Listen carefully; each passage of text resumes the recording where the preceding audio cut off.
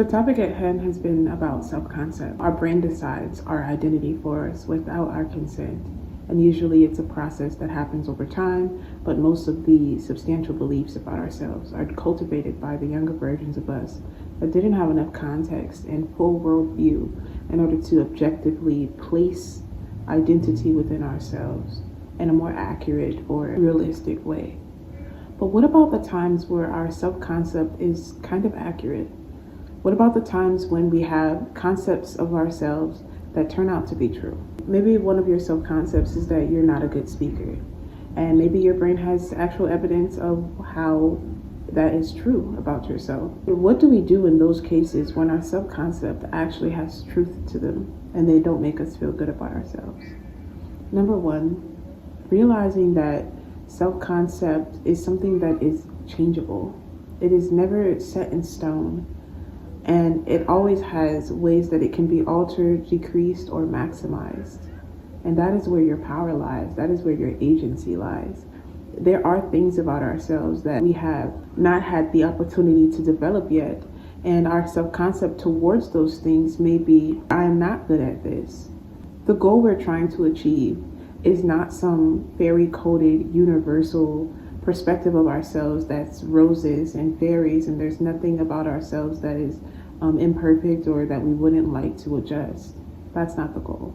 The goal is to reroute self-concept from value, from inherent value, because when your self-concept directly attaches to your worthiness as a person, your ability to be loved and respected by others and yourself, when those things clash, that's where static evolves. That's where self-concept starts to be a detriment to ourselves instead of a sense of empowerment and agency. So I want to give you a personal example. A lot of people tell me that I articulate myself well and I know how to get my point across, and oftentimes that it was well said. My brain has many evidences of people agreeing to that. However, I also have much evidence that actually counteracts that, especially according to my personal database of being able to articulate what I think and feel. Most people are on the outside, and so they can say, oh, that sounded well, or that came across well. But in the inside of myself, I may be internally struggling with actually getting those words out. And sometimes more than others, I may be able to achieve what I was trying to articulate. But my self-concept would be based on if I can do those things easily and how often I can do it easily. I think what I'm trying to say is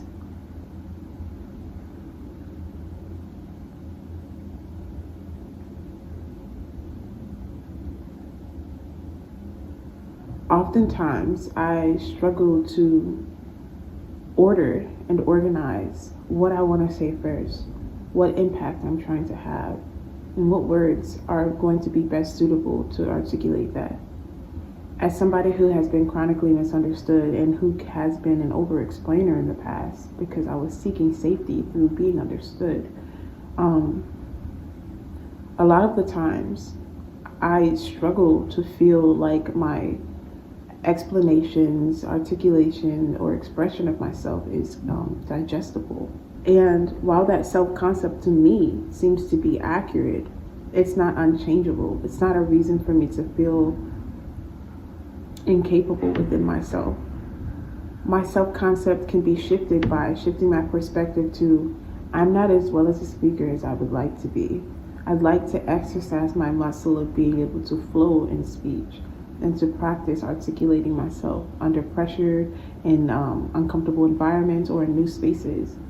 So my concept of myself has shifted from not being good enough to having agency to create the skills that I desire within myself.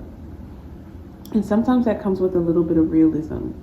Let's say that no matter how hard I practice or how consistent I am, I may excel a little bit in a specific area such as communication or whatever else I'd like to work on. But overall, it's simply just not my natural forte. And practicing it still kind of doesn't really resonate with me. My self-concept may be I'm incapable of doing that thing. Where the self-worth entanglement comes online is if I say because I'm not good at that thing, that I'm not as valuable, useful, or skilled. when the truth is, my self-concept, if I shift my perspective, can be, I'm great at many things, but this area will possibly always be something I struggle with. And I'm okay with that because me being perfect is not a requirement. Having a perfectionist mindset kills your self-concept. Because self-concept isn't about being able to master all trades and anything you put your mind to.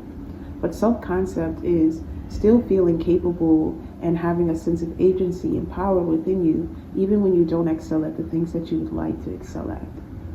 So it's not about not having anything that may be deemed as negative about yourself, but it's about not attributing those things to your worth or your future ability to grow and create skills. And if it so happens that the skill that you're wanting to cultivate is not something that you can realistically see yourself excelling at, not allowing that barrier to dictate and determine how you feel about yourself as a whole. That's where we want to get to. We want to get to the place where our self-concept is realistic and balanced with our strengths and with our weaknesses, and without letting the weaknesses deter us from feeling capable and whole as a person. Yesterday's video, I was trying to articulate a concept about why our brain chooses to create an identity from our experiences. No matter if it's something being done to us or not, we usually attribute that to our own characteristics and how we are not worthy or how we need to do something different to change the results that we're getting. And I noticed that I was having trouble finding my thoughts. And as a neurodivergent girly, it can be really frustrating and demotivating when you aren't able to meet up to the standards of what is deemed acceptable societally. And as a person who has a lot of pattern recognition, often it does take me time to process those pattern recognitions and to connect the dots between those subjects. But that's also one of my strengths. Being able to process many different things that connect to one another is a very unique strength, and it's a strength that can be excessively useful to me. So while one aspect of myself may make me feel like I am not meeting a certain requirement in order to feel like I'm capable, that very aspect that requires me more time to think and process is what cultivates the way that I think and how my mind works, which I actually do really appreciate about myself. So that's why it's so important that self-concept is not just a clean slate. It's not just a clean black and white thing to where you can feel. It's not just a clean black and white thing to where there are no negative aspects about yourself or things that you deem negative. It's not about cultivating an unrealistic reality where the only things that you think about yourself are completely positive and comfortable and just rainbows and sunshines. It's about being able to adjust your perspective with your added context to life and your ability to think about things deeper, to choose a perspective that's productive. And that can be 100% rooted in truth. Well, I'm not that great at articulating, but I am great at connecting patterns. And if I have enough time to connect those dots, maybe my expression of those verbally might not be the best, but my writing skills are excellent. In one area where I may not be meeting the status quo, I have the cognitive ability and strength of processing context and what I do meet and what I am good at. And maybe how those things sometimes contradict each other, but they don't cancel you out. They don't cancel your ability to create and to make something good. It doesn't. So our goal isn't to create rainbows and sunshine, as I said. It's to create a realistic, a balanced perspective of ourselves that doesn't take away our value. And you have the power to do that because you are an adult or you are older than an infant and a child, and you have full agency within your life to reimagine these things. And so reimagining these things is a part of what having a good self-concept gives you. Being able to reimagine yourself and reimagine the conclusions you've came to about yourself, and to shift that perspective, not for the sake of just feeling your quote-unquote ego but of balancing truth so that you are more efficient in what you create in this life. Because what can you create with the mindset of, oh, I just can't talk good? Versus, I may not be able to articulate well, but I process patterns at an amazing speed. And that is one of my biggest strengths. So I will maximize my ability to process patterns by drawing from that what I can and organizing my thoughts as well as I can. But although I don't speak the way I want to, I think the way I want to. And those two do not cancel each other out. Since I know that I'm still practicing the skill of speaking, how can I still express and showcase my other natural talents that do suit me? Because a whole being is about weaknesses and strengths. And weakness is just simply an area where you're not as excelled at. Not a weakness as in you're vulnerable and susceptible to danger. So it's not dangerous to have skills that don't cultivate as quickly as others. It is life. And if it is life, that means that it's natural, and anything that's natural deserves to be honored. I find no flaws in nature. I find no flaws in the natural way of being. May not understand everything, but as far as flaws, the good immensely outweighs the quote unquote bad, immensely. And so I have faith and I trust in that truth. I trust in that truth that there is balance in that, and therefore there's balance in me. And if there is an imbalance, then I have the power to rebalance that spectrum, because I'm a powerful, capable being with the ability to look back at oneself and to make adjustments according to that observation.